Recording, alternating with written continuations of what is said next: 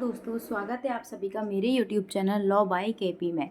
आज हम पढ़ने वाले हैं भारतीय संविदा अधिनियम 1872 की धारा 172 के बाद। ठीक है, धारा 172 से धारा 181 तक हम पढ़ेंगे गिरवी रूपी उपनिधान यानी बेलमेंट ऑफ प्लेज। पिछले वीडियो में हमने बेलमेंट, कॉन्ट्रैक्ट ऑफ बेलमेंट को समझा था। कॉन्ट्रैक्ट ऑफ बेलमेंट किसी भी व्यक्ति को, जब कोई व्यक्ति अपना माल या अपनी वस्तु सामने वाले व्यक्ति यानी दूसरे किसी व्यक्ति को किसी भी काम उधार के लिए दिया जाता है तो वह उपनिधान कहलाता है। उपनिधान में जो व्यक्ति वस्तु देता है वह उपनिधाता और जो लेता है वह उपनीति, और जैसे ही कार्य पूरा हो जाता है वह वस्तु उस व्यक्ति को लौटा दी जाती है। ये उपनिधान है। गिरवी रूपी उपनिधान का मतलब होता है कि जब आप कोई वस्तु या अपना माल किसी ऋण की प्रत्याभूति के रूप में दे रहे हैं, यानी किसी ऋण को सुरक्षित रखने के लिए आप वस्तु को दे रहे हैं, तो वह गिरवी रूपी उपनिधान है। आप इसकी परिभाषा में लिख सकते हैं, मैं इसकी परिभाषा बोल रही हूँ गिरवी रूपी उपनिधान की, इसे लिख लीजिए।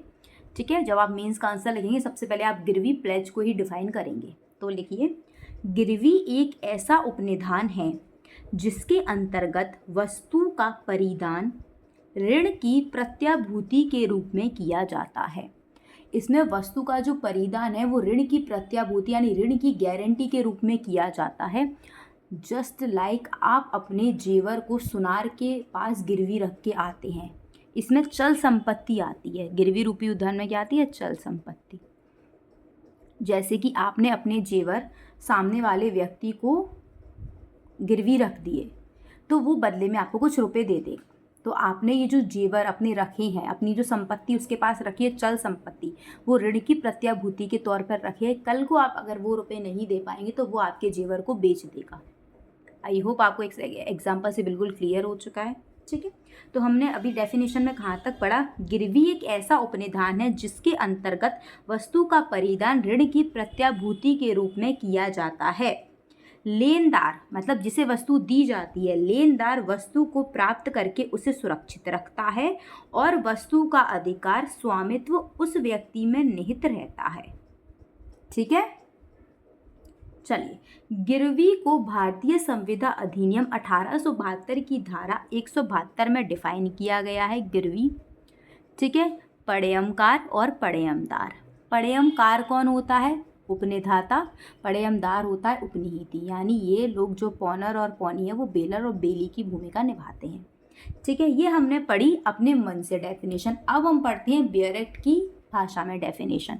बेयरेक्ट में आपको बताया गया है, किसी ऋण के संदाय के लिए या किसी वचन के पालन के लिए प्रतिभूति के तौर पर माल का उपनिधान गिरवी कहलाता है।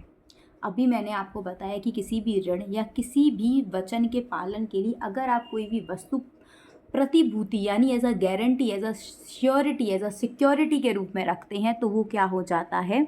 माल का जो उपनिधान हो जाता है वो गिरवी यानी प्लेज कहलाता है। उस दशा में जो उपनिधाता है वो पड़यमकार, जिसे हम गिरवी कर्ता भी कहते हैं, यानी पॉनर, और बेली पौनी कहलाता है। ठीक है, आपका इतना क्लियर हुआ? इसका एक उल्लेखनीय बात यानी रिलेटेड केस लॉ आप लिख सकते हैं, लल्लन प्रसाद वर्सेस रहमत अली। इसका रिलेटेड केस लॉ है लल्लन प्रसाद वर्सेस रहमत अली, AIR 1967। मैंने बोल भी दिया है, लल्लन प्रसाद वर्सेस रहमत अली, AIR 1967। इसमें बताया गया था, माननीय उच्चतम न्यायालय ने गिरवी को परिभाषित इस प्रकार इस वाद में किया है, गिरवी किसी माल का उपनिधान है जो किसी ऋण या संविदा पालन के लिए प्रतिभूति प्रदान करता है। इसी लाइन, जो फर्स्ट लाइन है, इसे माननीय उच्चतम न्यायालय द्वारा लल्लन प्रसाद वर्सेस रहमत अली, AIR 1967 के मामले में परिभाषित किया गया। ठीक है, अब हम बात करते हैं, अगर हम देखें कि आवश्यक तत्व मेंस में केवल आपको, पहले मैंने आपको धारा गिरवी की डेफिनेशन बताई, उसे लिखना है, फिर धारा 172 को डिफाइन करना है, देन आपको एक केस लिखना है, इस केस के अंदर उच्चतम न्यायालय ने क्या बताया वो लिखना है। इसके बाद आपको इसके कुछ इसेंशियल एलिमेंट्स यानी आवश्यक तत्व लिखने हैं। तभी तो मेंस के लिए आंसर फ्रेम होगा। तो मैं इसके आवश्यक तत्व आपको बता रही हूँ, इसे आप अच्छे से नोट डाउन करेगा, मेंस के लिए बहुत ज़रूरी है। गिरवी रूपी उपनिधान के लिए कुछ आवश्यक तत्व, ये जो मैं आपको दिखा रही हूँ ये आवश्यक तत्व हैं, ये हेडिंग्स हैं, इन्हें आप हेडिंग्स के रूप में लिखिए और इसके अंदर आप मटेरियल लिखिएगा, जो मैं आपको समझाऊंगी उसे ही आप लीगल फॉर्म में बना के अच्छे से लिख सकते हैं। आराम से आपका 1 से 1.5 पेज का मटेरियल तैयार हो जाएगा। फिर आप सेक्शन लिखेंगे, गिरवी को डिफाइन करेंगे, केस लॉ लिखेंगे, आराम से आपका 2 से 2.5 पेज का आंसर है और ये काफ़ी होता है मेंस के लिए। ठीक है, सबसे पहले आप लिखेंगे मालिक या प्राधिकृत व्यक्ति। सबसे पहले हम जानेंगे कि जो गिरवी है ना वो मालिक या प्राधिकृत व्यक्ति द्वारा ही गिरवी किया जा सकता है, अन्यथा किसी के द्वारा नहीं। आपकी संपत्ति ही नहीं, आप उसे कैसे गिरवी रख सकते हैं? मेरा हार ही नहीं है सोने का, मैं कैसे गिरवी रखूंगी? इसका मतलब है या तो मैं मालिक हूँ या मैं ऑथराइज पर्सन हूँ। ठीक है, फॉर एग्जाम्पल मैंने किसी को ऑथराइज कर दिया है कि जाइए आप ये मेरा जो हार है वो सुनार पे गिरवी रखे आइए, तो वो ऑथराइज पर्सन है, वो कर सकता है। तो जिस व्यक्ति को माल का स्वत्व प्राप्त है वही गिरवी रख सकता है, अन्यथा उसके द्वारा कोई नहीं। या फिर वह व्यक्ति जिसका मालिक पर स्वत्व है, यदि वह किसी व्यक्ति को प्राधिकृत कर दे तो वह रख सकता है, अन्यथा और कोई नहीं। सेकंड, पक्षकार। अगर वैसे पक्षकार की बात करें तो 2 पक्षकार होते हैं, एक होता है पड़यमकार, एक होता है पड़यमदार। पड़यमकार मतलब बेलर जो गिरवी रखता है, और ये बेली, ठीक है, जिसके पास गिरवी रखा जाता है, गिरवी करता और गिरवी धारी। ठीक है, आप इसमें लिख सकते हैं। चलिए, चल संपत्ति, केवल चल संपत्ति का ही गिरवी रखा जाता है, अचल संपत्ति का बंधक रखा जाता है, जो आपको संपत्ति अंतरण अधिनियम यानी ट्रांसफर ऑफ प्रॉपर्टी एक्ट 1882 में अचल संपत्ति का बंधक किया जाता है। चल संपत्ति को कॉन्ट्रैक्ट में बताया गया है गिरवी रूपी उपनिधान के रूप में। अचल संपत्ति का मॉर्गेज किया जाता है। घर कभी भी गिरवी नहीं रखा जाता, घर बंधक रखा जाता है। बंधक के भी प्रकार होते हैं, साधारण है, भोग बंधक है, कैसा है, ठीक है, इसके प्रकार उसमें अच्छे से बताए गए हैं। ये संपत्ति अंतरण अधिनियम 1882 में बताया गया है, ये 1872 वो 1882। ठीक है, अब बात करते हैं संपत्ति का कब्जा। गिरवीकर्ता को गिरवीधारी को संपत्ति का कब्जा देना ही पड़ेगा। आप हार अपना गिरवी रख के आ रहे हो, आप क्या हार का कब्जा नहीं दोगे सुनार को? ऑब्वियस आपको देना ही पड़ेगा। ठीक है, अगर हम बात करें मॉर्गेज में, तो मॉर्गेज में ऐसा एक मॉर्गेज होता है जिसमें जो कब्जा होता है वो आपके पास ही रहता है, कब्जा आपका नहीं जाता है, that's called simple mortgage. But अभी हम प्लेज की बात कर रहे हैं तो प्लेज में कब्जा जाता है। ठीक है, एक होता है प्रतिभूति के रूप में, हमने फर्स्ट लाइन में ही पढ़ा है, माननीय उच्चतम न्यायालय ने भी लल्लन प्रसाद के मामले में बताया गया है कि किसी भी वचन के पालन या ऋण के संदाय के लिए प्रतिभूति के रूप में दिया जाता है। ठीक है, तो संपत्ति होती है, ये ऋण या वचन के पालन के लिए ही परिधान किया जाता है, या तो ऋण या वचन के पालन के लिए ही परिधान किया जा सकता है, जो कि प्रतिभूति के रूप में होता है। ये आपके एसेंशियल एलिमेंट्स होते हैं। ठीक है, तो आपको मीन्स में सबसे पहले आपको गिरवी की डेफिनेशन लिखनी है, देन सेकंड आपको लिखना है सेक्शन 172, देन मैंने आपको जो इंपॉर्टेंट केस लॉ बताया है वो, और उसके बाद एसेंशियल एलिमेंट्स। आपका आराम से इतना हो जाएगा। फिर इसके बाद जो हम आगे पढ़ते चलेंगे, आपके क्वेश्चन में अगर सिर्फ इतना ही पूछा है गिरवी को परिभाषित कीजिए तो आप इतना ही लिखें।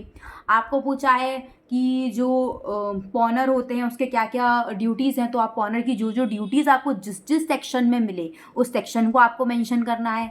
ठीक है, उसके अधिकार पूछे तो अधिकार जहाँ मिले वो आपको मेंशन करना है। ये फिर आप अपने हिसाब से ऐड ऑन कर सकते हैं। ठीक है, फिलहाल के लिए ये जो मोटी मोटी चीज़ होती है वो मैंने आपको बता दी है। अगर मैं आपके इसके लिए भी एक सेपरेट से मैं आपके लिए एक वीडियो ले आऊँगी जिसमें आपको मैं सेपरेटली बता दूंगी कि कौन कौन से सेक्शन में किस किस के राइट एंड लायबिलिटीज़ बताए गए हैं, वो मैं बहुत अच्छे से बता दूंगी। ठीक है, तो आपको 172 सेक्शन आई होप समझ में आया होगा। गिरवी क्या होता है, गिरवी और उपनिधान में कैसे कैसे डिफरेंस होता है। उपनिधान में कभी भी जो वस्तु होती है ना वो किसी भी गारंटी या सिक्योरिटी के पर्पस से नहीं दी जा सकती, वो सिर्फ इसलिए दी जाती है कि आप काम करो और लौटा दो, या फिर रेंट के लिए दी जाएगी। मैं अपना घोड़ा आपको दूंगी तो बदले में आपसे रेंट लूँगी। लेकिन गिरवी में क्या होता है, मैं अपना घोड़ा आपको दूंगी, बदले में आप मुझे रुपए दोगे। मैं जो घोड़ा दे रही हूँ ना, मैं सिक्योरिटी के लिए दे रही हूँ कि मैं आपको अपना घोड़ा दे रही हूँ, आप मुझे रुपए दे दो। अगर मैं आपके रुपए लौटाऊंगी तो सिक्योरिटी के लिए घोड़ा, ना कि रेंट के रूप में। इसके पीछे का पर्पस जानना है कि पर्पस क्या है। फॉर एग्जाम्पल, मैंने अपना जो हार है वो सामने वाले को दिया और सामने वाले ने मुझे 2000 रुपये दिए। अब ये 2,000 रुपये उसने मुझे किस बेसिस पे दिए, ये जानना बहुत इंपॉर्टेंट है। मैंने एक हार एक व्यक्ति को दिया, रेंट पर दिया, और उसने मुझे एक दिन के 2,000 रुपये दिए। That's called bailment, contract of bailment. क्योंकि जो मैंने उसको हार दिया था वो मैंने रेंट पे दिया था, ना कि सिक्योरिटी के रूप में नहीं दिया था। मैंने उसे हार दिया, उसने मुझे बदले में 2,000 रुपये दिए। मैंने उसको हार इसलिए दिया कि आप मुझे 2,000 रुपये दे दो, मैं आपको ये हार सिक्योरिटी के रूप में दे रही हूँ, एक विश्वास के तौर पर कि मैं आपका पैसा आपको लौट आऊँगी, पर आपको विश्वास नहीं तो मैं आपको हार दे रही हूँ। That's called pledge. तो पर्पज़ आना बहुत इंपॉर्टेंट है कि पीछे का पर्पज़ क्या है। ठीक है, तो इससे हम एक आइडिया लगा सकते हैं कि प्लेज हो रहा है कि बिलमेंट हो रहा है। तो आज की वीडियो के लिए इतना ही। आगे की वीडियो में आगे के सेक्शन हम अच्छे से डिस्कस करेंगे। If you have any queries and doubts, आप मुझे कमेंट बॉक्स में पूछ सकते हैं। ओके, वीडियो को अच्छा लगा हो तो वीडियो को लाइक और चैनल को शेयर सब्सक्राइब कर दीजिए please. Till then bye bye.